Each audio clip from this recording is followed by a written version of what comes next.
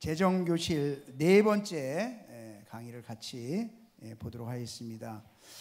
우리가 지난주까지 베푸는 자가 되어야 한다라는 주제까지 함께 나눴는데 좀 더 같이 보면서 계속 보기를 원합니다. 베푸는 자가 되어야 한다. 베풀면 어떻게 됩니까? 풍족해집니다. 자, 잠언서 11장 24절에서 25절 같이 한번 읽습니다. 시작. 흩어 구제하여도 더욱 부하게 되는 일이 있나니 과도히 아껴도 가난하게 될 뿐이니라. 구제를 좋아하는 자는 풍족하여질 것이요 남을 윤택하게 하는 자는 자기도 윤택하여지리라. 아멘. 과도히 아껴도 어떻게 된다고요? 가난하게 된다는 거예요. 우리가 잘 알죠. 사람이 움켜쥔다고 잘 사는 것 아니라는 것. 다 해봤잖아요, 그죠? 움켜쥐고 살아봤는데 결국 남는 건 움켜쥔 만큼밖에 안 남아. 나머지는 다 없어지는 거예요. 다 없어지는 거예요. 우리가 물도 확 움켜쥐면 움켜쥔 만큼이 하는 거예요. 크게 품어야 나머지가 다 드러나는 거예요. 드러나요. 그래서 결국 축복은요, 누구를 통해서 오냐면 사람을 통해서 오거든요. 하늘에서 우리는 축복을 하나님이 주신다고 할 때 하늘에서 뚝 떨어진다고 생각해요. 천만의 말씀이에요. 사람을 통해서 옵니다. 그런데 비즈니스를 하시는 분들도 인색해 보세요. 그냥 그거 안 깎아주려고 하고 그거 조금 더 안 주려고 막 하면 그때는 하나 팔고 조금 남을지 모르겠지만 그 사람이 다음부터는 거기 와요, 안 와요? 안 와요. 그리고 소문이 야, 저 집 가면 짜, 다른 데로 가. 결국 하나님은 사람을 통해서 축복을 해주시는데 넉넉하지 않으면 결국 사람이 오지 않게 되어 있고 축복의 통로가 막히게 된다는 거예요. 그래서 정말 사람이 과도하게 아끼고 막 그러고서 내가 움켜쥐고 뭔가 살면 그 돈이 남고 재정적으로 풍족할 것 같지만 천만의 말씀 그렇지 않다라고 분명히 성경 우리에게 이야기를 하고 있습니다. 자, 두 번째로 장래의 복을 받는다, 하늘의 상급을 쌓는다. 마태복음 6장 2절 같이 한번 읽습니다. 시작. 하여 보물을 하늘에 쌓아두라. 거기는 점이나 동록이 해하지 못하며 도둑이 구멍을 뚫지도 못하고 도둑질도 못하느니라. 누구를 위해서 보물을 하늘에 쌓아두라고요? 나를 위해서 보물을 하늘에 쌓아두라는 거예요. 근데 하늘에 보물을 어떻게 쌓아둡니까? 우리가 좋아하는 금바 어떻게 하늘에다 쌓아놓을 수 있어요? 어떻게 쌓아놔요? 창고에 있는 거 하늘나라 갈 때 트럭 불러서 가져갈 수 있나요? 못 가요. 결국 하늘에 쌓을 수 있는 건 하나님 앞에 드리는 거예요. 그것만이 하늘나라에 쌓여지는 것이거든요. 자, 우리 마태복음 10장 22절에서 21절에서 22절 말씀 한번 보면 이 부자 관원의 이야기가 나옵니다. 이 부자 청년이 정말 영생을 사모해서 예수님한테 가서 선생님이 어떻게 하면 내가 영생을 얻을 수 있습니까? 라고 이야기를 하니까 야, 네가 정말 계명을 지켰냐? 아, 그럼요, 계명을 다 지켰습니다. 근데 네게 한 가지 부족한 것이 있는데 네가 가진 것을 다 팔아서 가난한 사람에게 주어라. 그랬더니 성경은 재물이 많은 거로 근심하여 슬픈 기색을 띠고 근심하며 갔다 그랬어요. 여러분 분명히 21절에 뭐라고 합니까? 예수님이 그를 보시고 뭐 해서요? 사랑해서 이르셨다는 거예요. 그러니까 그 사람을 너무너무 사랑했어요. 정말 그 사람이 축복받고 인생이 정말 축복의 통로가 열리고 영생을 얻고 그렇게 하나님 안에서 살아가길 원했어요. 그래서 하나님이 뭐라고 말씀하셨어요? 야, 네게 있는 것 한 가지가 있는데 그것이 축복의 통로를 막고 있다. 그것을 팔아서 가난한 사람에 주고 와서 나를 따르면 안 되겠니? 라고 얘기했더니 22절에 그 사람이 뭐가 많아서요? 재물이 많은 거로. 그래서 그 말씀을 인해서 슬프다는 거예요. 다른 말을 했으면 괜찮을 텐데 왜 하필 재물 얘기를 해서? 정말 다른 얘기했으면 기쁨으로 내가 다 행했을 텐데 왜 재물 얘기를 해서 내 마음이 이렇게 슬프냐는 거예요. 그래서 근심하며 가더라는 것이죠. 여러분 교회 와서 물질 얘기 듣고 시험 드는 바보가 있어요. 정말 하나님은 물질의 통로가 열리기 위해서 그 축복받는 비결을 이야기하고 있는데 물질로 그래서 교회 와서 물질 얘기 듣고 시험 들어서 신앙생활을 못 갖는 그런 바보가 이 마가복음에 나오는 바보예요. 여러분 정말 우리가 물질을 통해서 하나님의 축복의 통로가 막히고 있을 수 있다는 거예요. 하나님은 너무너무 사랑해서 이 말씀을 하고 계시는 거거든요. 부자에게 정말 너희가 딱 한 가지 부족한 게 있다. 네가 다 했는데 딱 한 가지 부족한 게 있다는 물질에 매여서 축복의 통로를 막고 있다는. 그래서 하나님 너무너무 안타까워서 그 물질의 통로를 열고 하나님의 축복의 통로를 열고 막고 살아가라고 말씀하시는 거예요. 그래서 여러분 이 물질에 대한 이 훈련이 잘 되어 있는 사람이 축복의 통로가 열리게 되는 줄로 믿습니다. 자, 마태복음 6장 24절을 우리 한번 같이 읽어봅니다. 시작. 한 사람이 두 주인을 섬기지 못할 것이니 혹 이를 미워하고 저를 사랑하거나 혹 이를 중히 여기고 저를 경히 여김이라. 너희가 하나님과 재물을 겸하여 섬기지 못하느니라. 네, 여기 보면요, 두 주인을 섬기지 못하는데 너희가 하나님과 재물을 겸하여 섬기지 못한다고 그랬어요. 근데 이 재물에 대한 킹 제임스 버전에 보면 만몬이라는 단어 써요. 만몬. 뭐 만몬이 뭐냐?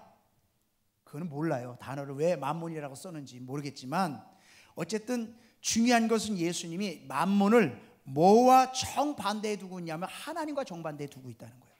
재물을 하나님과 정반대에 두고 있다고 합니다. 그렇다고 한다면 만몬이라고 하는 것은 하나님과 반대되게 하는 바로 사단의 존재가 될 수 있다는, 그러니까 쉽게 바꿔 얘기하면 사단이 돈을 통해서 하나님으로부터 멀어지게 만든다는 거예요.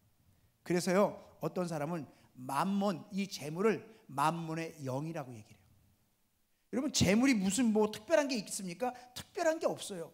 그런데 중요한 것은 뭐냐면 이 재물이 사단이 그것을 붙잡고 휘둘므로 말미암아 하나님의 영에서 멀어져요. 사단이 하려고 하는 것이 뭡니까?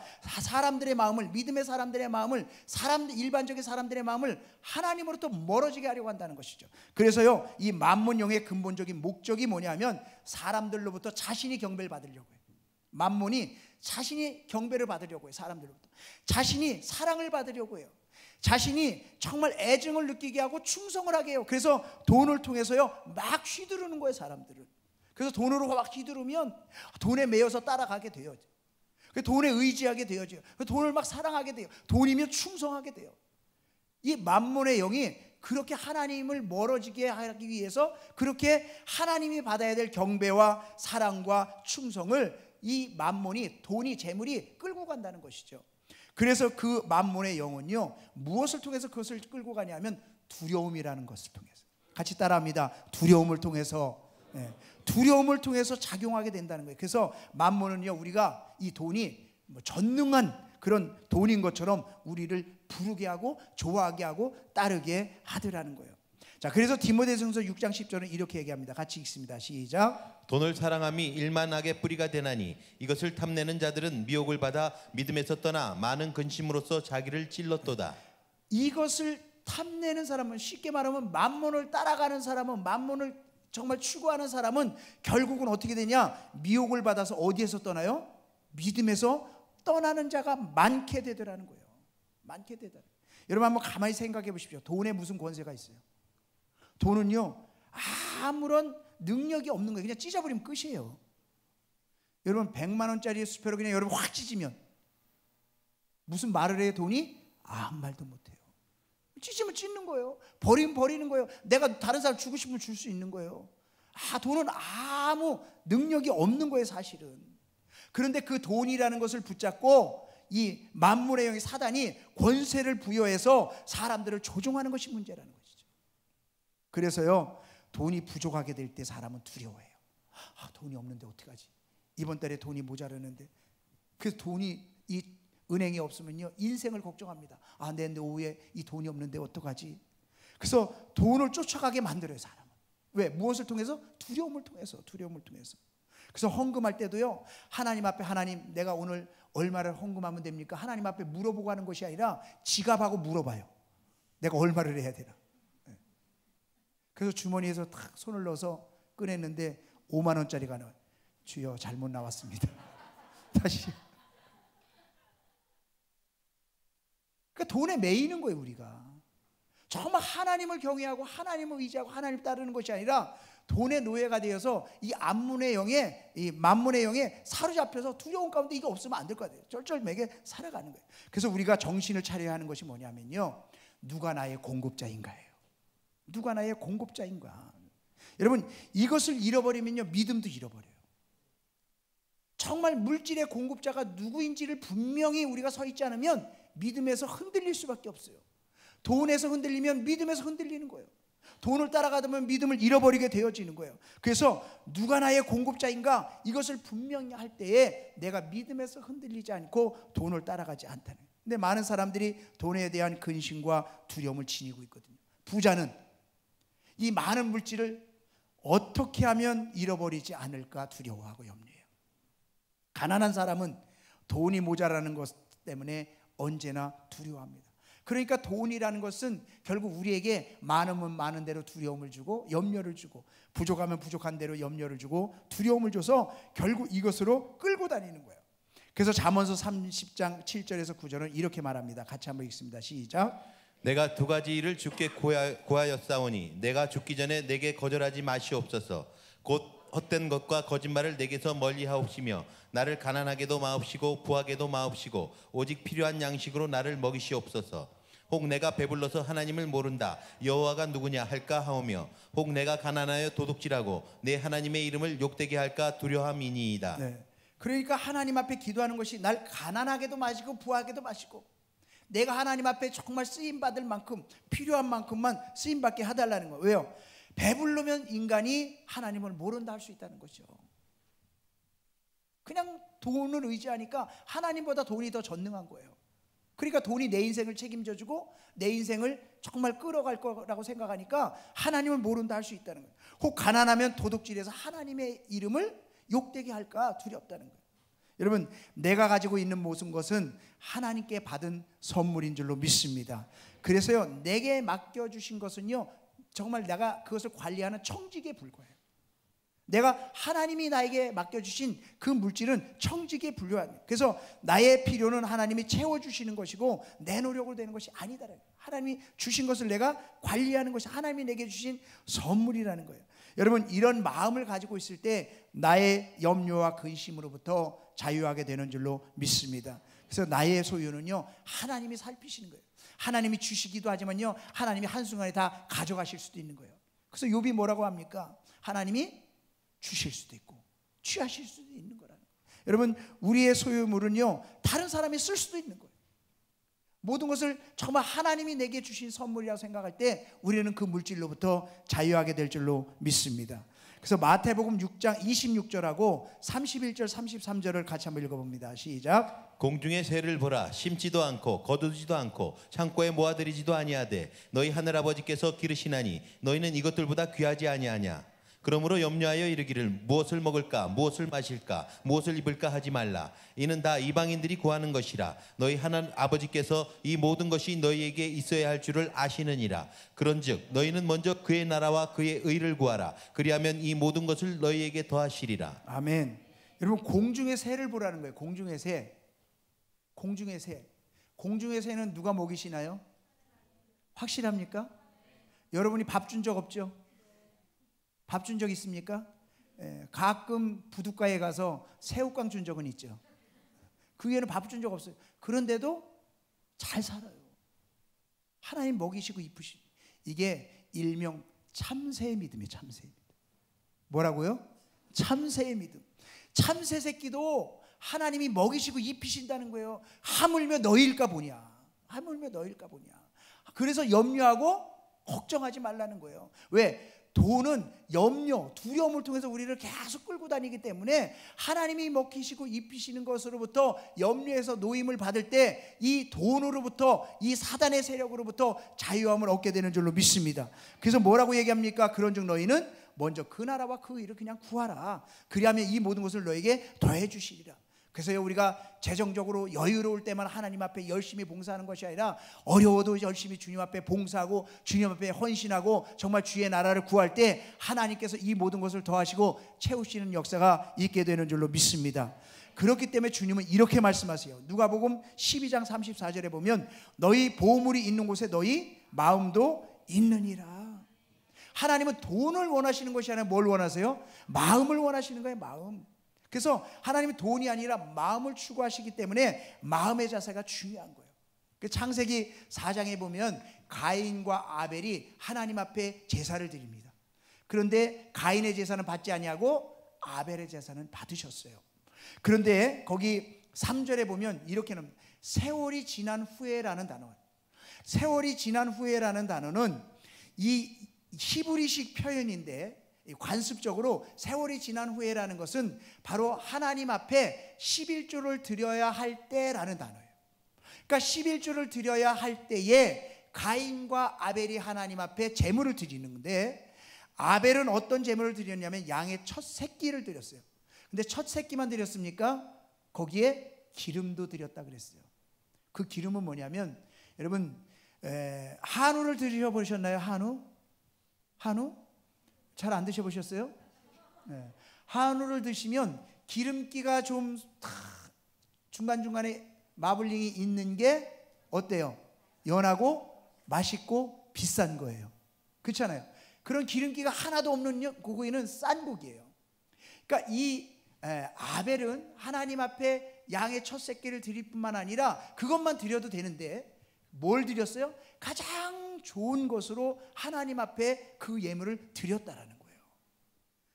그러니까 하나님은 아벨의 그 11조를 받으신 거예요. 그리고 기뻐하시고 축복하신 거예요. 그런데 가인은 자신의 11조를 하나님 앞에 드렸어요. 근데 하나님이 존중해 주지 않았어요. 왜? 예물을 받지 않으셨어요. 그러니까 심히 분노해서 자기 연면에 빠졌어요. 그러니까 어떤 일이 일어납니까? 하나님이 그에게 물으십니다. 내가 분하여 함은 어찌 됨이며 안색이 변함은 어찌 됨이냐라고 물어봐요. 이 무슨 말입니까? 하나님은 그에게 왜 이렇게 물어보십니까? 정말 그가 막 울고불고 막 마음이 그런 거예요. 그러니까 하나님이 그 다음 절에 뭐냐면 내가 선을 행하면 이라고 얘기합니다. 이 선을 행하면 이라는 이 히브리식 표현은 이런 표현이에요. 뭐냐면 내가 너의 태도를 고치면 이런 뜻이에요. 너의 태도를 고치면 너가 어찌 낯을 들지 못하겠느냐 이런 뜻이에요. 그러니까 결국 그의 마음의 중심이 예물을 드리지만 하나님 앞에 마음에 온전한 마음이 있었어요? 없었어요? 없었다는 거예요. 우리는 그냥 아벨은 피 있는 제물을 드렸고 가인은 피 없는 제사를 드렸기 때문에 하나님은 아벨의 제사는 받으시고 가인의 제사는 받지 않았다, 여러 가지 학설들이 있는데 중요한 건 이거예요. 제물을 드릴 때 하나님이 원하시는 것은 중심이에요. 마음이에요. 그러니까 가인은 그 마음 밭이 잘못됐던 거예요. 그러니까 네가 그것을 고치면 왜 네가 낯을 들지 못하겠느냐, 그런 죄를 네가 다스리라, 그런 말이거든요. 결국 우리가 하나님 앞에 정말 우리의 하나님 앞에 예물을 드리는 그 태도, 마음의 자세를 잘 가질 때 축복의 통로가 열리게 되는 줄로 믿습니다. 그래서 여러분, 우리가 하나님 앞에 축복받기 위해서 하나님이 말라기서에서 시험해 보라고 한 게 11조 아닙니까? 내가 너에게 정말 약속한 대로 쌓을 곳이 없도록 복을 주나 안 주나 시험해 봐라. 그런데 여러분 이렇습니다.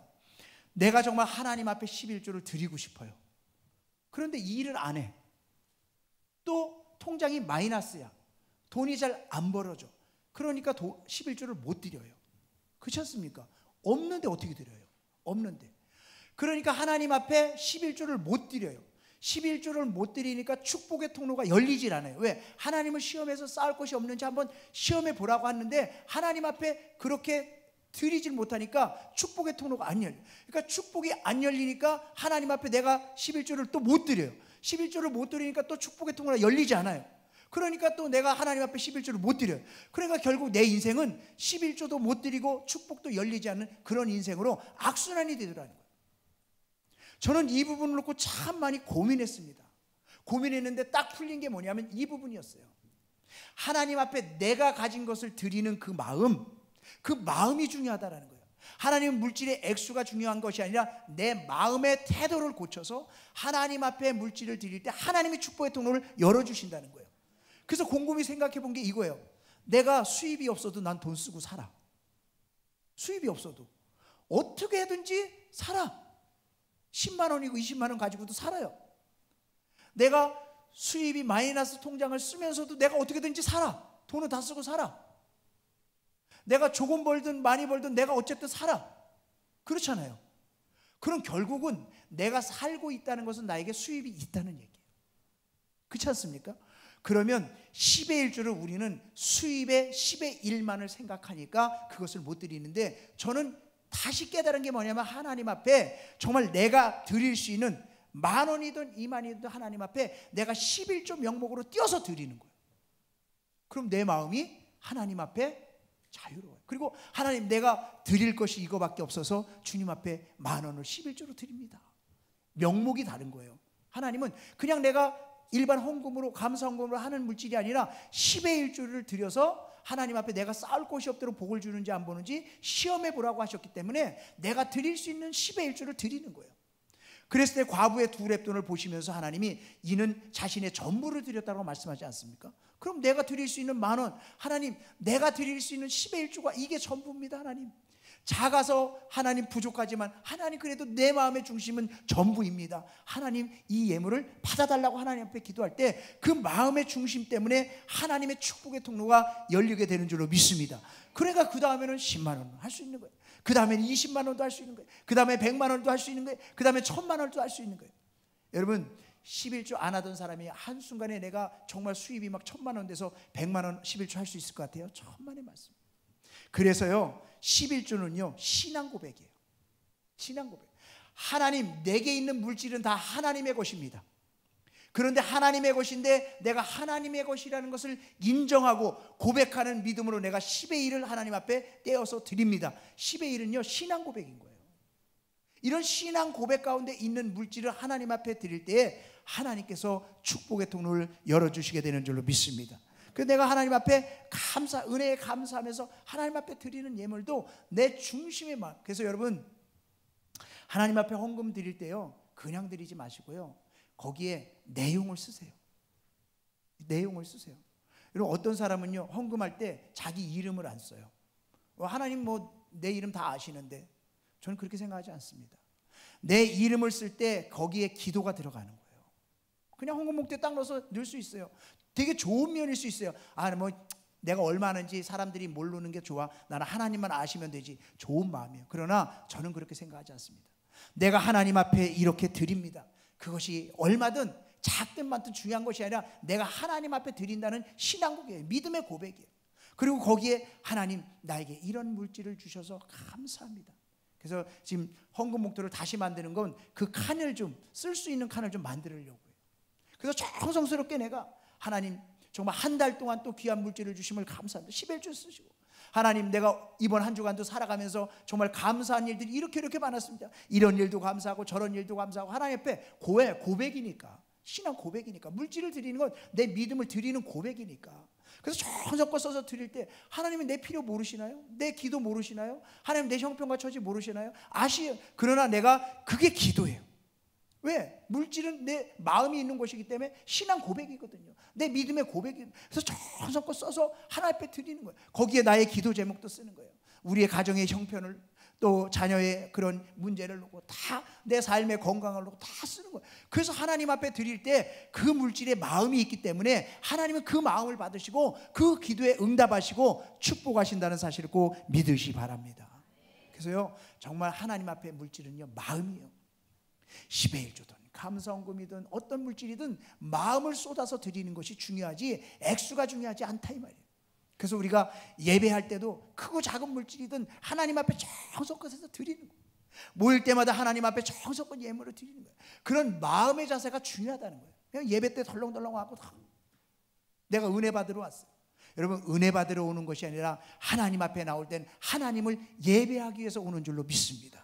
그런 마음이 중요한 거거든요. 하나님이 이 예배를 받으시는 것도 우리의 마음이 하나님 앞에 드려질 때 하나님이 그 예배를 받으시는 거예요. 그래서 그럴 때 하나님의 축복의 통로가 열리게 되는 줄로 믿습니다. 그래서 그런 마음으로 예배를 드리고 사모하는 마음으로 예배를 드리는 사람에게 예배 가운데 치유함의 역사가 일어나는 거예요. 문제가 해결되는 응답의 역사가 일어나는 거예요. 여러분 그 예배가 그렇게 살아있는 정말 하나님의 영광이 드러나는 그런 예배가 되어야 될 줄로 믿습니다. 우리가 앞으로는 그런 예배가 돼요. 그래서 내 마음이 하나님 앞에 드려지는 예배. 그럼 어떻게 물질을 관리하면 축복의 삶을 살아갈 수 있을까? 그 방법론적인 구체적인 것은요 잠시 후에 어떻게 축복의 삶을 살아갈 수 있느냐 8번째 보면요 꾸준히 저축하라는 것. 7번째죠. 7번째 꾸준히 저축하라. 자, 창세기 41장 34절에서 36절 같이 한번 읽어봅니다. 시작. 바로께서는 또 이같이 행하사 나라 안에 감독관들을 두어 그 7해 풍년에 애굽 땅의 5분의 1을 거두되 그들로 장차 올 풍년의 모든 곡물을 거두고 그 곡물을 바로의 손에 돌려 양식을 위하여 각 성읍에 쌓아두게 하소서. 이와 같이 그 곡물을 이 땅에 저장하여 애굽 땅에 임할 7해 흉년에 대비하시면 땅이 이 흉년으로 말미암아 망하지 아니하리이다. 아멘. 풍년의 때에 뭐 한다고요? 풍년의 때에 곡물을 거두어 두라는 거예요. 거두어 두라는 거예요. 많은 사람들은 풍년의 때에 먹고 마시고 논다는 거예요. 우리도 돈 좀 들어오면 어떻게 하습니까? 아, 오늘 배 들어왔어. 자, 다 모여. 그게 아니라는 거예요. 배 들어왔을 때 뭐예요? 모아둬야 돼요. 그래서 흉년의 때를 준비할 수 있는 그런 지혜가 있어야 된다는 거예요. 많은 사람들이 돈이 있으면 뭐 인생 뭐 있어? 쓰고 보는 거지. 막 써요. 그리고 나중에 흉년의 때는 없어서 빚지게 되는 거예요. 근데 문제는 흉년의 때에 빚을 지기 시작하면 그 빚이 빚을 낳고 나중에 감당할 수 없는 그런 사태가 벌어지게 된다는 거예요. 여러분, 애굽 땅에 7년 풍년이 왔어요. 그때 하나님이 지혜를 주신 게 뭐냐면 흉년의 때를 준비해서 모아두라는 거예요. 그래서 결국은 이 애굽이 흉년의 때를 극복하고 또 정말 이 요셉과 그 모든 가족이 구원함을 받는 역사가 일어났어요. 그래서 우리가 정말 풍년의 때에 정말 물질이 있을 때 뭐 해야 되느냐? 꾸준히 저축하는 삶을 살아야 된다는 거예요. 자, 잠언서 21장 20절 같이 읽습니다. 시작. 지혜 있는 자의 집에는 귀한 보배와 기름이 있으나 미련한 자는 이것을 다 삼켜버리느니라. 미련한 자는 이것을 다 삼켜버린다는 건 뭐예요? 다 먹고 마셨다는 거예요. 다 이미 뱃속에 들어가 버렸다는 거예요. 먹을 땐 좋지요, 쓸 땐 좋지요, 놀 땐 좋지요. 그러나 그 이유는 허무한 거예요. 후회예요. 그래서요, 정말 꾸준히 저축하는 게 필요해요. 여러분, 항아리 이론이라는 게 있습니다. 항아리 이론. 이 96%의 사람들이 모르는 5가지 부의 비결이라는 책에 보면요, 이 항아리 이론이 나와요. 뭐냐면 96%의 사람들, 일반적인 사람들은요, 번 돈에 집중한대요. 야, 나 얼마 벌었어? 이번 달에 수입이 얼마야? 여기에 관심이 있다는 거예요. 그런데 정말 부의 비결을 갖고 있는 4%의 사람들은 번 돈을 어떻게 쓰느냐에 집중되어 있다는 거예요.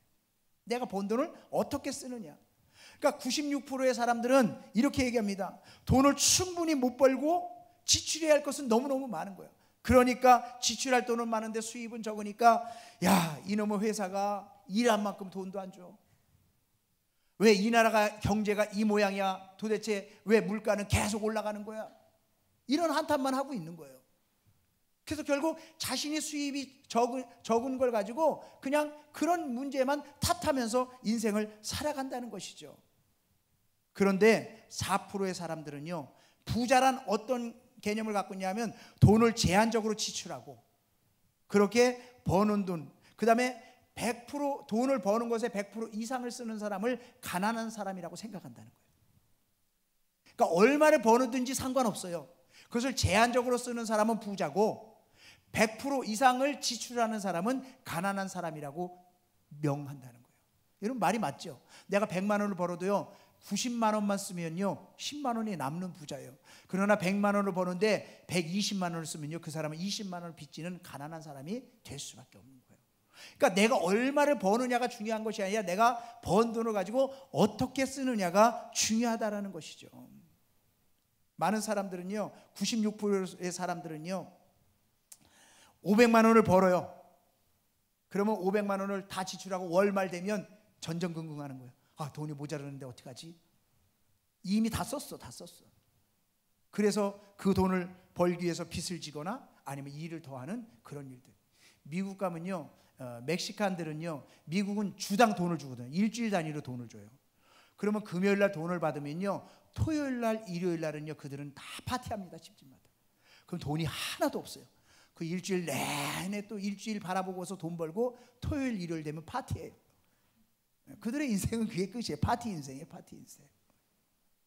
여러분, 정말 아무리 수입이 많아도 지출이 다 가면 무너지게 돼 있는 거예요.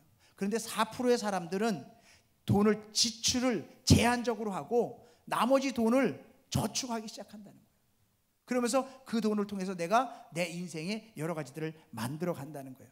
그래서 4% 사람들과 96%의 사람들의 돈에 관리하는 차이가 뭐냐면 여러 항아리에 저장하는 방법론이 다르다는 거예요. 그러니까 96%의 사람들은 한 항아리에다 다 집어넣어. 돈을 뭐 500만 원 내가 벌었다 한 항아리에 다 집어넣어. 그래서 이것도 쓰고 저것도 막 다 쓰는 한 항아리에서. 그런데 이 4%의 사람들은 어떻게 쓰느냐? 항아리가 5개가 있어요. 첫째는 11조의 항아리. 그래서 11조를 딱 띄어서 그 항아리에 다 집어넣는. 이건 내 것이 아니에요. 그 다음에 헌금의 항아리. 그래서 내가 한 달 동안 헌금을 할 돈을 거기다 딱 띄어놔요. 그 다음에 내가 저축할 항아리. 저축할 항아리. 그래서 내가 예비로 쓸 수 있는 돈을 얼마라도 거기다 딱 띄어서 넣어놔요. 그리고 또 하나는 이제 투자하는 항아리. 투자하는 항아리. 투자하는 항아리. 투자 항아리는 뭐냐면 사람이 미래를 보고 5년 후에 10년 후에 찾을 수 있는 적금 같은 걸 부는 거예요. 그게 5만 원이든 10만 원이든 꾸준히 부는, 그냥 없는 돈이라 생각하고 하는 거예요. 그렇게 미래를 준비할 수 있는, 투자할 수 있는 항아리를 해놓은 거예요. 그리고 하나 항아리는 생활비. 내가 한 달 동안은 생활할 수 있는 이런 항아리를 쓴다. 딱 이렇게 쓰면요 아주 정리가 쉬워요. 저는 이 책을 보기 전에 그렇게 항아리를 놓고 쓰고 있어요. 그러니까 딱 통장을, 일반 통장이 딱 있으면, 일반 통장에 딱 들어오면 내가 헌금할 돈, 그러면 그쪽으로 다 쏴요. 통장으로. 헌금 찾는 통장이 따로 있어요. 현금을 찾으니까 그냥 가까운데 통장을 만들었어요. 그리고 내가 매달 작지만 자그만 돈이라도 내가 10년 후에 쓸 수 있는 돈을 조금씩이라도 붓는 거예요. 그리고 내가 조금 저축하고 나머지는 내 생활비 쓸 수 있는 돈. 그래서 그 한돈에서 써요. 그러니까 크레딧 카드도 딱 내가 그 한 달 안에 쓸 수 있는 크레딧 카드, 그냥 잔돈 만들기 싫어서 크레딧 카드 쓰고, 그 다음에 마일리지 만들기 위해서 크레딧 카드 쓰는 거지, 크레딧 카드로 내가 정말 감당할 수 없는 돈은 전 쓰지 않습니다. 그럴 돈도 없고. 그러니까 그렇게 해놓고 쓰니까요 마음이 정말 편해요. 그래서 저는 헌금이 딱 정해져 있어요. 그러니까 11조 내가 헌금 한 달에 무슨 헌금 딱 정해져 있어요. 저는 하나님 앞에 주의 중이지만 욕심이 있습니다. 제가 11조는 우리 성도들만큼 못해요. 그렇잖아요. 우리 성도님들이 얼만큼 많이 버는데 제가 얼만큼 했어요. 그래서 제가 혼자서 고민해봤어요. 내가 성도님들보다 헌금을 많이 할 수 있는 게 뭘까? 감사헌금, 뭐 선교헌금 이런 것도 우리 성도님들이 많이 했어요.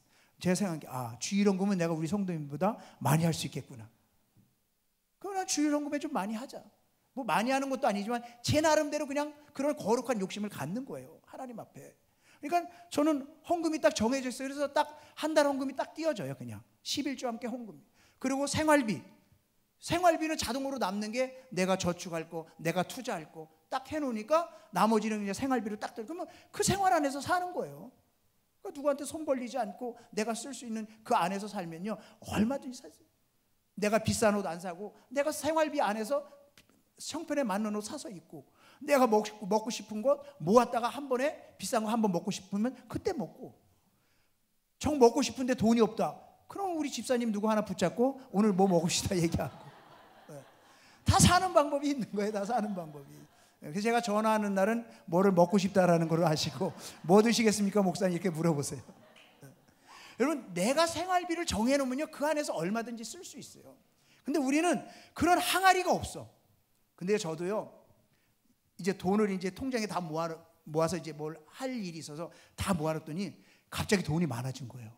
제가 늘 생활하던 것보다 많아졌잖아요. 그러니까요 마음이 풍족해져요. 그러니까 뭐 돈도 이 정도인데 한번 이번 달 써볼까? 이것도 사고 저것도 하고 뭐 누구도 주고, 그러니까요 금방 없어져요. 네, 돈이라는 게 그렇더라고요. 내 통장에 생활비가 여유롭게 있으면요 절대 그 돈 남지 않습니다. 이렇게 저렇게 다 쓰게 돼요. 쓸데없이 홈쇼핑 보다가도 야 저거는 꼭 사야 되는데 그러고 버튼 누르게 된다니까요. 그러니까 여러분 항아리를 만드세요. 항아리. 그래서 11조의 항아리 이거 하나님 앞에 띄워놓고, 내가 헌금 이거는 내가 드릴 거, 그 다음에 내가 생활비, 그 다음에 내가 작은 뭐 5만 원이든 10만 원이든 저축하는 습관이에요. 저축하고 그 다음에 한쪽에다가 내가 정말 투자할 수 있는 것. 사람이요 5만 원이든 10만 원이든 매달 모아보세요.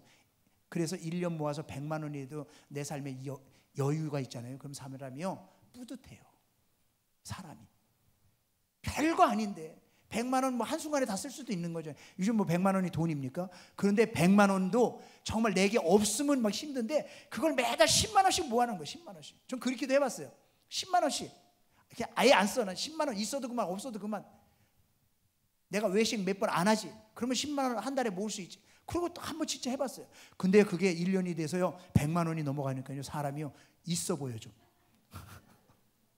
그러니까 여러분이 지금 항아리를 한 항아리를 써서 그래요. 한 항아리. 그래서 여러 항아리를 만들어 놓고 쓰면요 정말 하나님 앞에 귀하게 물질에 축복받는 그런 인생을 살아갈 수 있고요, 내가 정말 물질에 빚지지 않는 그런 삶을 살아가게 될 줄로 믿습니다. 자, 누가복음 12장 16절에서 21절 같이 한번 읽어봅니다. 시작. 또 비유로 그들에게 말하여 이르시되 한 부자가 그 밭에 소출이 풍성하매 심중에 생각하여 이르되 내가 곡식 쌓아둘 곳이 없으니 어찌할까 하고 또 이르되 내가 이렇게 하리라 내 곡간을 헐고 더 크게 짓고 내 모든 곡식과 물건을 거기 쌓아두리라. 또 내가 내 영혼에게 이르되 영혼아 여러 해 쓸 물건을 많이 쌓아두었으니 평안히 쉬고 먹고 마시고 즐거워하자 하리라 하되 하나님은 이르시되 어리석은 자여 오늘 밤에 내 영혼을 도로 찾으리니 그러면 내 준비한 것이 누구의 것이 되겠느냐 하셨으니 자기를 위하여 재물을 쌓아두고 하나님께 대하여 부여하지 못한 자가 이와 같으리라. 아멘. 여러분 이 부자가 농사가 너무너무 잘 된 거예요. 그래서 이 부자가 뭐 합니까? 한 곡간을 작아서 부시고 더 큰 곡간을 지은, 그리고 거기다 다 쌓아놓는다고. 그리고 뭐 한다고요? 먹고 마시고 즐거워하자라는 거예요. 그러니까 사람이요 한 곡간에 그렇게 쌓아두면요 먹고 마시고 즐거워하고 싶은 마음이 생기는 거예요. 내 통장 한 곳에 돈을요 참 모아놓으면요 먹고 마시고 즐거워하고 싶은 마음이 우리 안에 드는 거예요. 그 통장 생활비 안에 헌금도 넣어놓고 또 내가 저축할 돈도 넣어놓고 내가 투자할 돈도 넣고 다 넣어놓으면요 왠지 많아갖고 먹고 마시고 놀고 싶은 생각이 드는 거예요. 그런데 하나님 뭐라고 얘기합니까? 어리석은 자라는 거예요. 어리석은 자. 오늘 밤 내 영혼을 도로 찾으면 내가 준비한 것이 누구의 것이 되겠느냐? 자기를 위하여 재물을 쌓고 하나님에 대하여 부여하지 못한 자가 이와 같다라는 것이에요. 여러분 그래서요 우리가 지혜로운 사람이 되어야 될 줄로 믿습니다. 돈 자체는 문제가 아니에요. 그러나 돈을 사랑하는 게 문제고요, 돈을 따라가는 게 문제예요. 그것이 결국 사단이 그 돈을 붙잡고 우리의 믿음을 흔들어버리고 우리를 믿음에서 떠나버리게 만들기 때문에 우리가 이 만몬의 영에 사로잡히지 않아야 된다는 거예요. 경건한 부자들이 얼마나 많습니까? 록펠러 같은 사람들도 정말 얼마나 큰 일을 하나님 앞에 하면서 물질로 쓰임받았습니까? 여러분 아브라함 같은 경우는요 정말 물질이 많아도 조카 롯하고 헤어질 때 내가 우하면 내가 자하고 내가 자하면 내가 우하리라 먼저 조카한테 선택권을 줬어요. 그래서 조카 롯은 먼저 선택한 땅이 소돔과 고모라, 정말 에덴 동산과 같고 애국과 같았다고 그랬어요. 그러니까 얼마나 살기 좋은 것이 딱 눈으로 봐도. 그 사람 욕심이 그런 것을 먼저 택하고 싶지 않아요? 그럼 아브라함이 먼저 딱 택하고 너는 다른 데 가, 난 여기 갈게 할 수 있는 거예요. 그러나 그런 마음의 것을 다 비운 경건한 사람, 돈에 따라가지 아니하고 하나님의 약속을 따라가는 거예요. 아브라함은 네가 좌하면 내가 우하고 네가 우하면 내가 좌하리라. 나는 하나님의 인도하심대로 그냥 살아갈 거야. 네가 선택해라고 이야기하더라는 거예요. 여러분 욥이라는 사람은 주시니도 여호와시요 취하시니도 여호와시다. 내가 정말 재산이 그렇게 많았어도 한순간에 다 없어졌어도 하나님께서 주시고 취하실 수 있는 분이기 때문에 나는 그분만을 바라보는 믿음으로 살아가겠다는 거 아닙니까?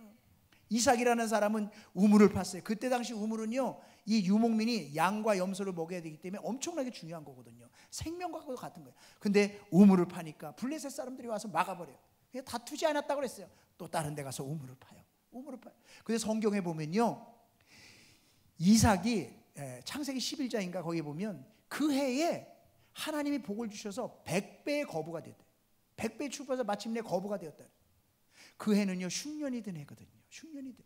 정말 하나님 앞에 그런 물질로 아동바동하지 아니하고 하나님의 약속을 따라서 그냥 사는 거예요. 하나님 의지하고 살아요. 우물을 막으면 다투지 않고 또 가고 우물을 막으면 다투지 않고 또 가고. 그래서 정말 하나님의 은혜 가운데 하나님의 인도하심을 받으면서 가니까 하나님이 흉년의 때에도 복을 주시는 마침내 거부가 되는 은혜를 주시더라는 거예요. 근데 우리가 돈을 붙잡고 살아가는 사람은 돈에 따라가요. 믿음을 저버려요. 돈을 벌기 위해서 아등바등합니다. 싸웁니다. 다툽니다. 세상적인 방법으로 뭔가를 하려고 합니다. 결국 하나님의 축복은 없다는 거예요. 여러분 하나님 앞에 정말 물질을 따라가지 아니하고 하나님을 따라가는 믿음의 사람들이 될 수 있기를 주님의 이름으로 축원합니다.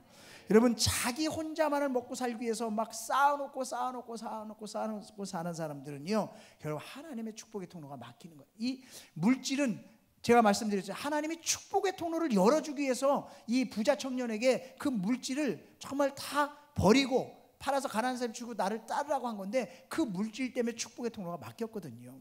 그래서 하나님은 디모데전서 5장 8절에 이렇게 말씀하십니다. 같이 한번 읽어봅니다. 시작. 누구든지 자기 친족 특히 자기 가족을 돌보지 아니하면 믿음을 배반한 자요 불신자보다 더 악한 자니라.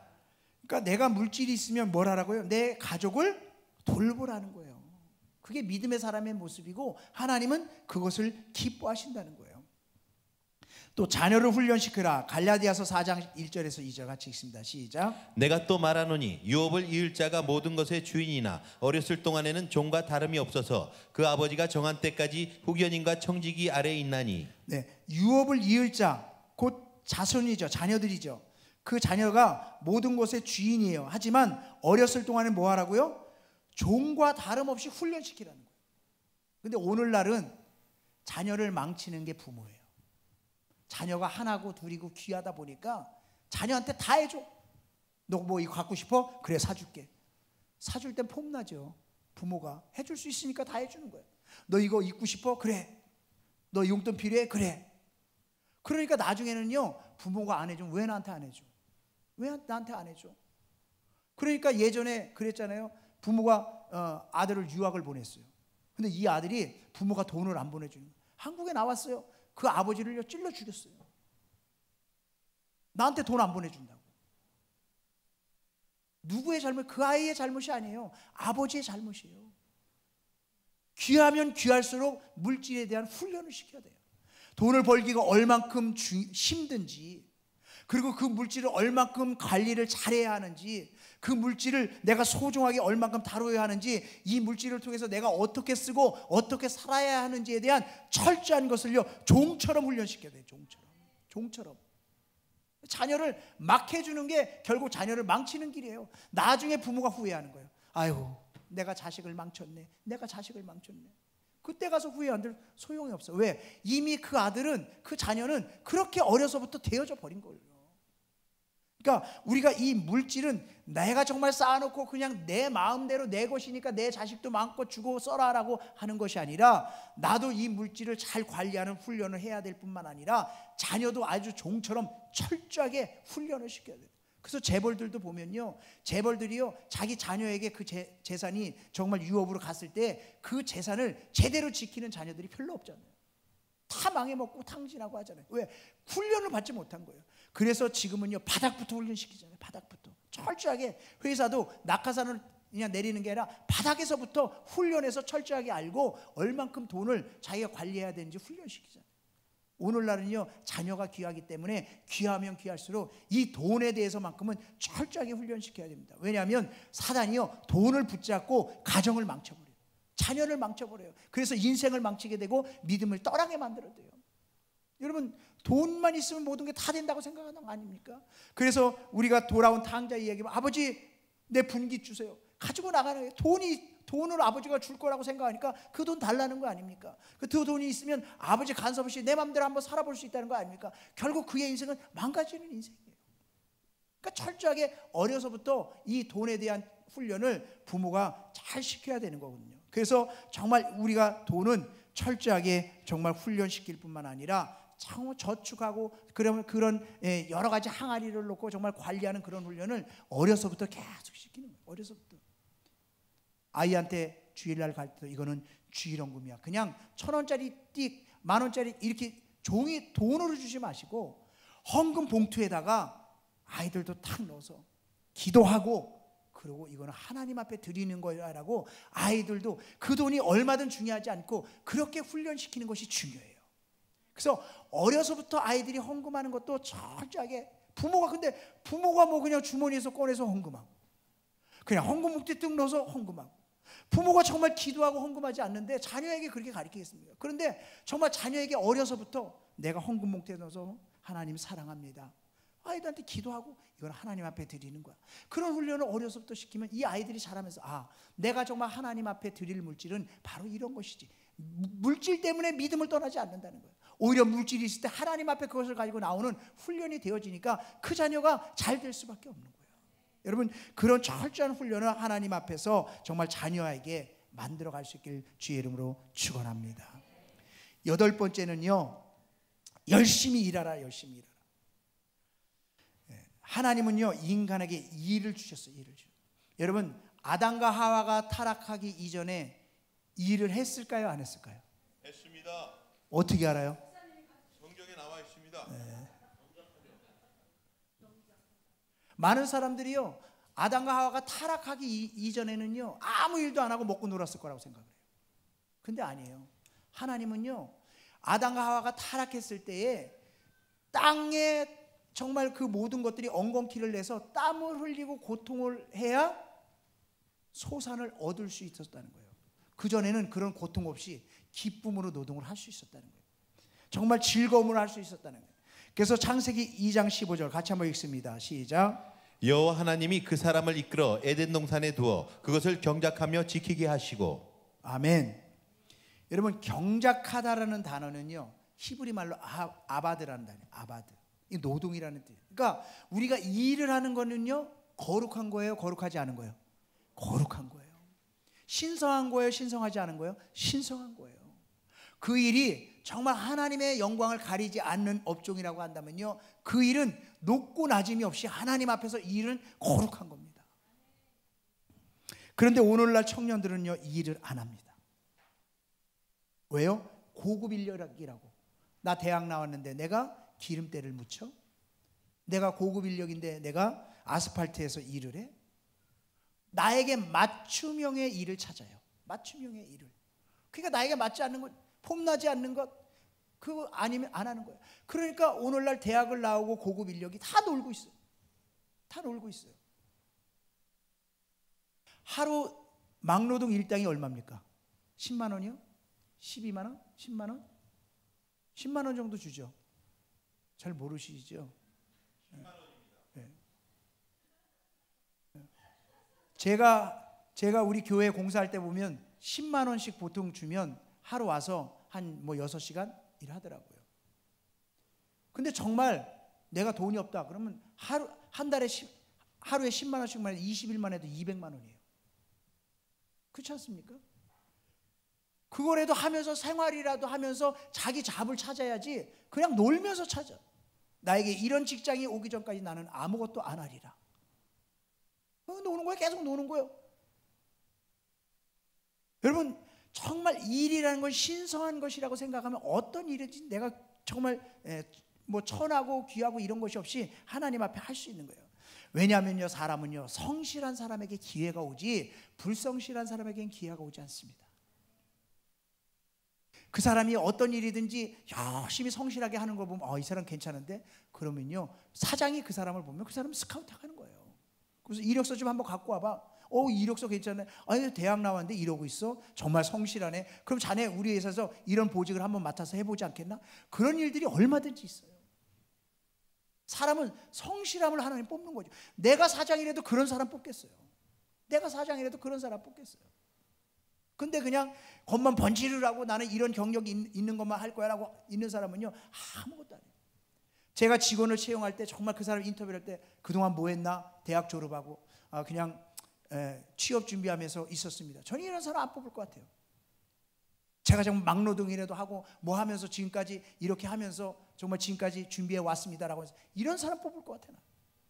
그렇지 않습니까? 뭔가 성실하게 노력하고 최선을 다하려고 하는 그런 모습 속에서 그 사람을 쓸 거라면, 축복은요, 하나님도 마찬가지예요. 열심히 하는 사람에게 하나님은요 축복 주시지 그냥 노는 사람에게 하나님 축복 주시지 않습니다.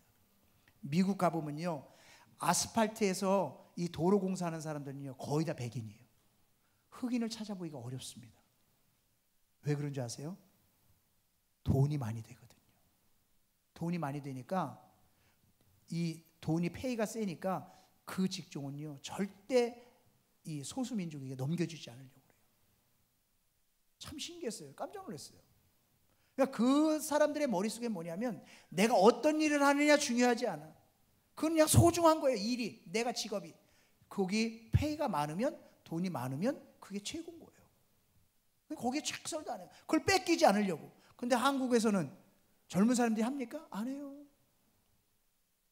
그런 게 돈을 아무리 많이 줘도 소용없다는 거예요. 내 체면이 있지, 내 학벌이 있지, 내가 어떻게 가서 그런 일을 해? 못한다는 거예요. 그러나 하나님은요, 우리에게 이렇게 말씀하십니다. 출애굽기 20장 9절 같이 한번 읽습니다. 시작. 심써 내 모든 일을 행할 것이나. 우리가 안식일을 지내기 전에 엿새 동안은 뭐 하라고요? 힘써서 모든 일을 행하라는 거예요. 힘써서 최선을 다해서 행하라는 거예요. 여러분, 열심히 살아야 돼요. 열심히. 믿음 생활도 열심히 하고요, 돈도 열심히 벌고요, 모든 일을요 열심히 해야 돼요. 열심히 하는 사람에게는요 뭔가가 이루어져요. 근데 열심히 안 하는 사람은요 아무것도 안 이루어져요. 여러분, 믿음 생활도 그렇지 않습니까? 열심히 하는 사람이 뭔가 기도도 되고, 열심히 하는 사람이 뭔가를 이루지, 그냥 왔다 앉았다 왔다 앉았다 10년이 지나도 20년이 지나도 똑같은 거예요. 똑같은 거예요. 인생도 그렇지 않습니까? 열심히 사는 사람 뭘 해도 하는데 그냥 하다가 일이 있으면 하고 없으면 말고, 또 하다가 하기 싫으면 그만두고. 그래서요 보면 3개월하고 그만두고 3개월하고 그만두고 3개월하고 그만두는 청년들이 정말 많아요.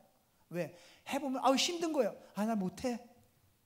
그 작은 힘든 것을 극복하지 못하고 어떻게 인생을 살아가고, 어떻게 세상을 살아가고, 어떻게 조직 안에서 생활합니까? 그거 자기가 사장해야지. 자기가 사장해야지. 여러분, 데살로니가 후서 한번 3장 10절에서 12절을 같이 읽습니다. 시작. 우리가 너희와 함께 있을 때에도 너희에게 명하기를 누구든지 일하기를 싫어하거든 먹지도 말게 하라 하였더니, 우리가 들은즉 너희 가운데 게으르게 행하여 도무지 일하지 아니하고 일을 만들기만 하는 자들이 있다 하니, 이런 자들에게 우리가 명하고 주 예수 그리스도 안에서 권하기를 조용히 일하여 자기 양식을 먹으라 하노라. 네. 일하기를 싫어하거든 뭐 하라고요? 먹지도 말게 하라. 그러니까 일하지만 밥도 주지 말라는 거예요.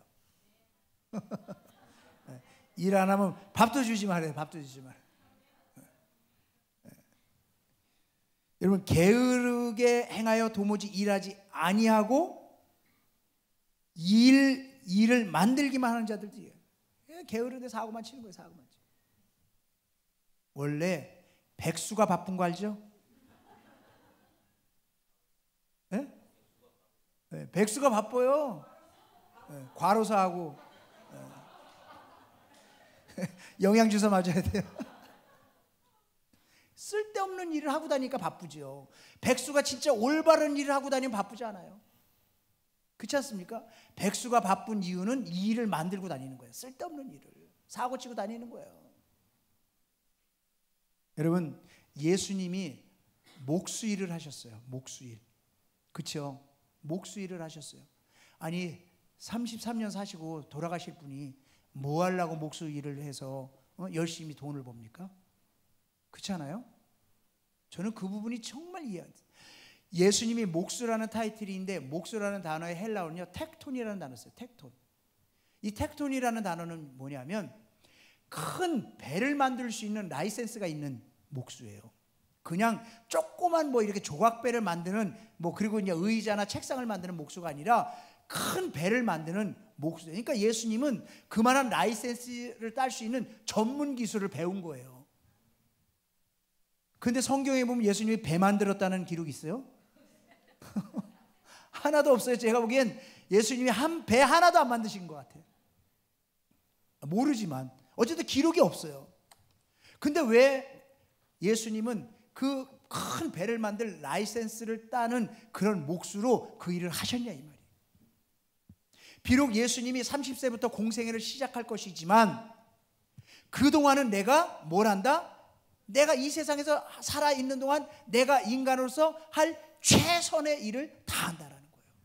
하나님이시지만, 기적을 행하실 수 있지만, 수없는 일들을 하실 수 있지만 30세부터 공생애를 시작해야 되고 30세는 제사장이 돼서 일할 수 있는 나이거든요.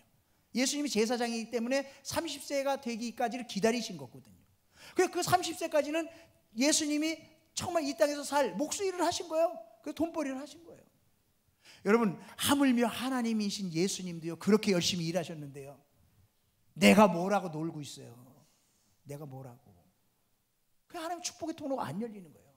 여러분 최선을 다해서 열심으로 살아가는 사람에게 하나님께서는 축복의 통로를 열어주실 줄로 믿습니다. 여러분 열심히 일이 안 되는 이유가 뭔지 아십니까? 내가 열심히 생기지 않는 이유, 그건요 비전이 없어서 그래요. 비전이 없어서 그래요. 내가 정말 비전이 있으면요 열심히 생겨요. 내가 교회에서도 나도 정말 이런 믿음의 모델로 내가 한번 서보겠다 그러면 열심히 할 수 있는 거예요.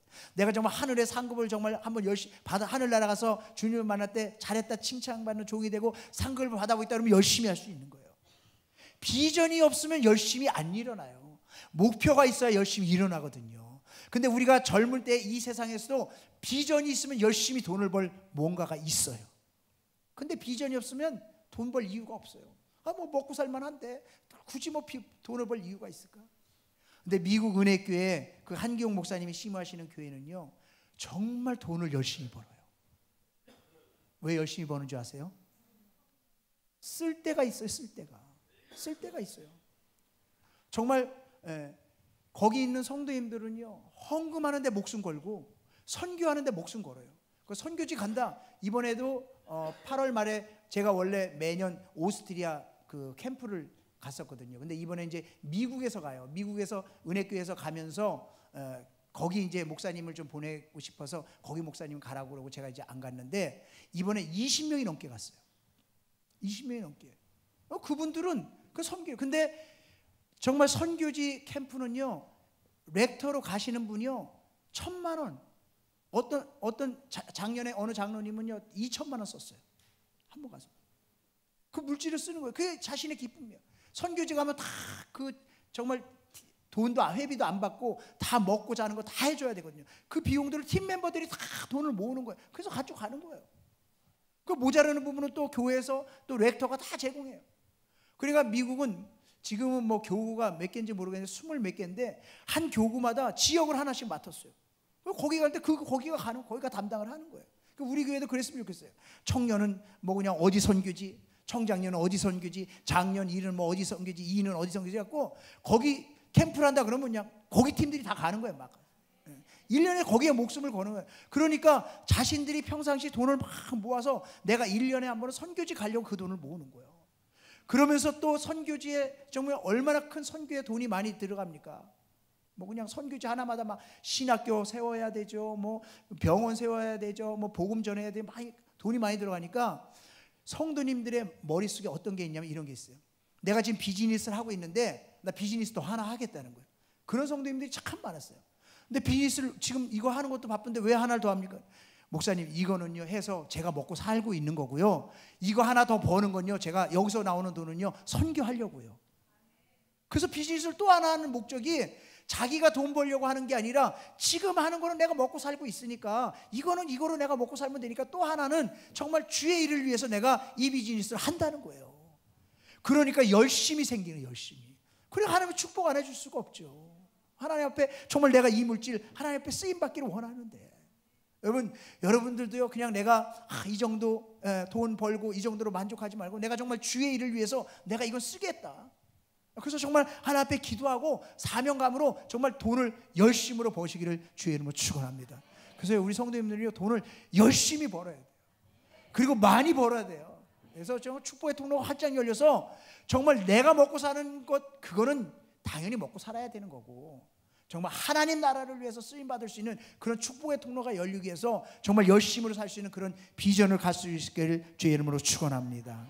여러분 열심히 하는 것도 지혜고요 축복입니다.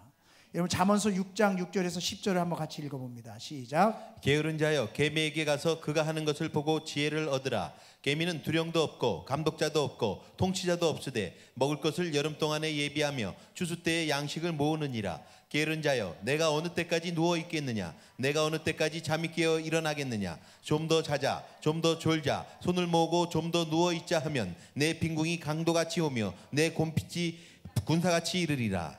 아멘. 여러분 10절 보면요 좀 더 자자 좀 더 졸자 손을 모으고 좀 더 누워 있자. 딱 누구 얘기하는 것 같죠? 손을 딱 모으고 좀 더 자자 좀 더 졸자 손을 모으고 좀 더 누워 있자. 그러면요 예배도 못 오고요 봉사도 못 하고요 내가 일도 못 하고요 그냥 게을러져서 있는. 사람이요 게을러지기 시작하면 끝도 없이 게을러집니다. 일을 안 하기 시작하면 끝도 없이 안 하기 시작합니다. 그런데 내가 열심으로 하기 시작하고 뭔가 목적과 비전을 가지고 움직이기 시작하면요 거기에 돈이 따라오고 축복의 통로가 열리게 되는 줄로 믿습니다. 그래서요 개미는 두령도 없고 감독도 통치자도 없대요. 자기 스스로 하는 거예요. 여러분 최선을 다하는 삶은요 자기와의 싸움이에요. 자기와의 싸움. 그러니까 내가 열심히 하는 건 내 스스로가 싸워야 이겨야 열심히 할 수 있는 줄로 믿습니다. 잠언서 12장 27절 같이 읽습니다. 시작. 게으른 자는 그 잡을 것도 사냥하지 아니하나니 사람의 부귀는 부지런한 것이니라. 잠언서 18장 9절 시작. 자기의 일을 게을리하는 자는 패가하는 자의 형제니라. 아멘. 사람의 부는 무엇을 따라온다고요? 부지런한 것이. 부지런함과 비례한다는. 자, 종업원의 자세가 있습니다. 자, 종업원들은 어떻게 열심히 해야 되느냐? 시작. 골로새서 3장 2절. 종들아 모든 일에 육신의 상전들에게 순종하되 사람을 기쁘게 하는 자와 같이 눈가림만 하지 말고 오직 주를 두려워하여 성실한 마음으로 하라. 무슨 일을 하든지 마음을 다하여 주께 하듯 하고 사람에게 하듯 하지 말라. 이는 기업의 상을 주께 받을 줄 아나니 너희는 주 그리스도를 섬기느니라. 아멘. 상전들에게 순종하되 사람을 기쁘게 하는 자와 같이 눈가림으로 하지 말고 뭐를 위해서 죽게 하듯 하라는 거예요. 여러분 요셉이 바로 그러지 않았습니까? 노예로 팔려가서 보디발의 집에서 정말 노예로 하는 거 아니에요. 노예. 얼마나 학대를 받고 천대를 멸시를 받았겠습니까? 그런데 죽게 하듯 하잖아요.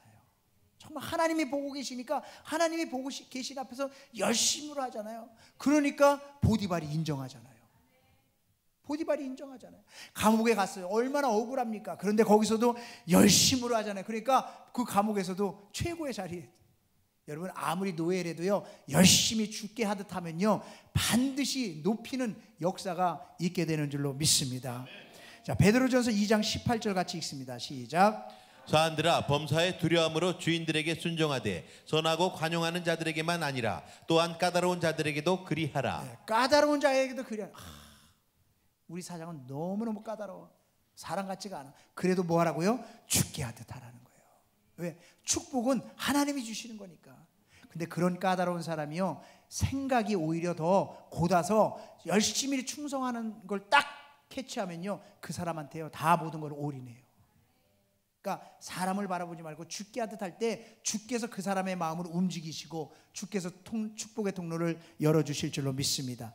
자, 상전은 어떻게 하느냐? 에베소 6장 9절 같이 읽습니다. 시작. 상전들아 너희도 그들에게 이와 같이 하고 위협을 그치라. 이는 그들과 너희의 상전이 하늘에 계시고 그에게는 사람을 외모로 취하는 일이 없는 줄 너희가 알미라. 네, 사장은 어떻게 하느냐?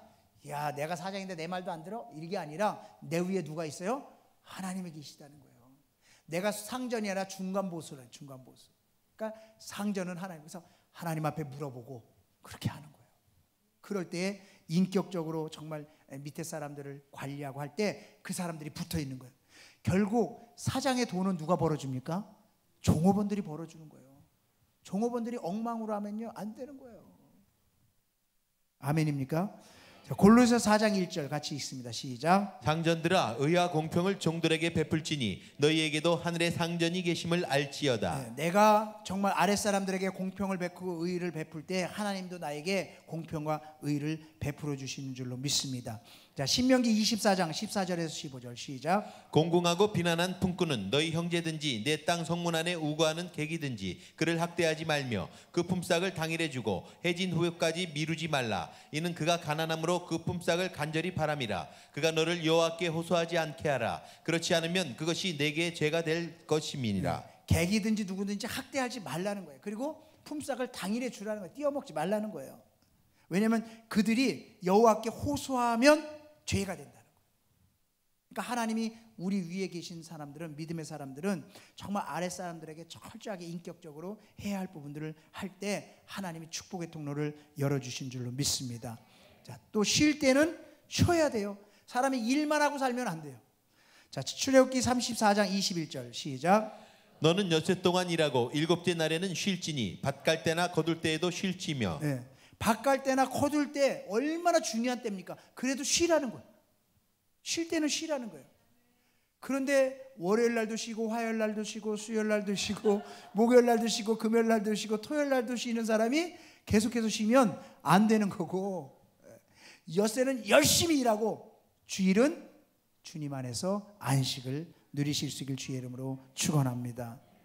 자, 믿지 않는 자와 동업하지 말라. 자, 고린도후서 6장 14절에서 16절 같이 한번 읽습니다. 시작. 너희는 믿지 않는 자와 멍에를 함께 매지 말라. 의와 불법이 어찌 함께하며 빛과 어둠이 어찌 사귀며 그리스도와 벨리알이 어찌 조화되며 믿는 자와 믿지 않는 자가 어찌 상관하며 하나님의 성전과 우상이 어찌 일치가 되리요. 우리는 살아계신 하나님의 성전이라. 이와 같이 하나님께서 이르시되 내가 그들 가운데 거하며 두루 행하여 나는 그들의 하나님이 되고 그들은 나의 백성이 되리라 하셨느니라. 네. 믿지 않는 자와 멍에를 함께 매지 말라는 거예요. 믿지 않는 자와 멍에를 함께 하지 말라.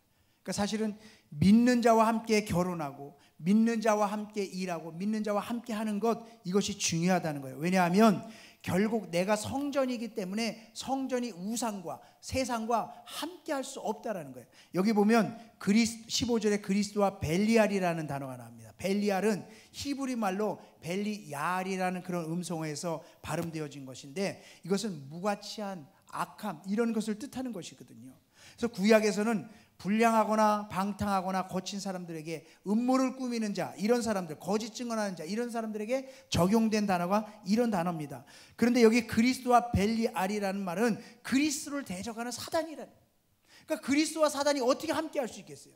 믿는 자와 믿지 아니하는 자가 어떻게 상관할 수 있겠습니까? 성전과 우상이 어찌 일치가 될 수 있겠어요? 그래서 믿지 않는 자와 동업하지 말라는 거예요. 왜냐하면 세상적인 방법으로 모든 것들이 흘러가기 때문에. 이 말은 바꿔서 얘기하면 믿는 자와 함께 믿는 자의 모습의 방법대로 모든 일을 이루어 갈 때에 하나님의 축복의 통로가 열린다는 거예요. 자, 그 다음에 도박과 복권을 금지하라. 자, 이 말은 무슨 말이냐면, 사람은요 속히 부자가 되고 싶은 마음이 있어요. 자, 잠언서 20장 21절 같이 읽습니다. 시작. 처음에 속히 잡은 산업은 마침내 복이 되지 아니하느니라. 네, 잠언서 28장 20절 시작. 충성된 자는 복이 많아도 속히 부하고자 하는 자는 형벌을 면하지 못하리라. 네, 속히 뭔가 돈을 벌고 속히 뭔가 산업을 일으키고 속히 뭔가 내가 기업을 안정되게 하고 뭔가 돈을 벌고자 하는 자는요 나중에 복이 되지 않는다는 거예요. 이런 경우가 뭡니까? 도박. 짧은 시간 안에 하룻밤 사이에 내가 몇 억을 벌겠다. 여러분, 이거는요 망하는 길이라는 거예요. 이런 건 하나님이 축복하지 않는다는 거예요. 복권. 복권 여전까지 사가지고 되지도 않았죠. 그래도 뭔가 미련을 버리지 못하고 계속 사는 거죠. 근데 그런 하나의 그런 것들이 결코 복이 되지 못한다는 거예요. 정말 열심으로 최선을 다해서 내가 일할 때에 하나님께서 축복의 통로를 열어주시는 줄로 믿습니다. 부지런히 일하라. 잠언서 21장 5절 같이 읽습니다. 시작. 부지런한 자의 경영은 풍부함에 이를 것이나 조급한 자는 궁핍함에 이를 따름이니라. 전도서 3장 1절. 범사가 기한이 있고 천하만사가 다 때가 있나니. 조급하게 하지 말고 내가 맡겨진 일에 최선을 다하고 부지런히 열심을 다할 때 정말 하나님의 때에, 하나님의 예비하신 때에 정말 축복의 통로가 활짝 열리게 될 줄로 믿습니다. 그래서 우리는요 최선을 다해서 그냥 열심히 일하는 거예요. 최선을 다해서. 물질의 복은 누가 주시기 때문에? 하나님이 주시기 때문에 우리는 그 하나님이 주시는 복을 누리며 살아갈 때 진짜 부자가 될 수 있는 줄로 믿습니다. 여러분, 물질을 따르는 삶이 아니라 물질을 주시는 하나님을 따르는 삶을 살 수 있기를 주의 이름으로 축원합니다. 여러분, 물질을 관리해야 돼요. 하나님이 주신 지혜로 주신 물질을 잘 관리할 때 정말 우리가 부함을 누리며 살아가게 될 줄로 믿습니다. 부지런함으로 물질을 열심으로 모아야 돼요. 최선을 다해서 돈을 모아야 돼요. 하나님은 게으른 자를 축복하시지 않습니다. 내가 할 수 있는 최선을 다해서 열심히 살아서 정말 하나님이 주시는 그런 축복을 마음껏 받아 누리는 저와 여러분의 삶이 되기를 주의 이름으로 축원합니다.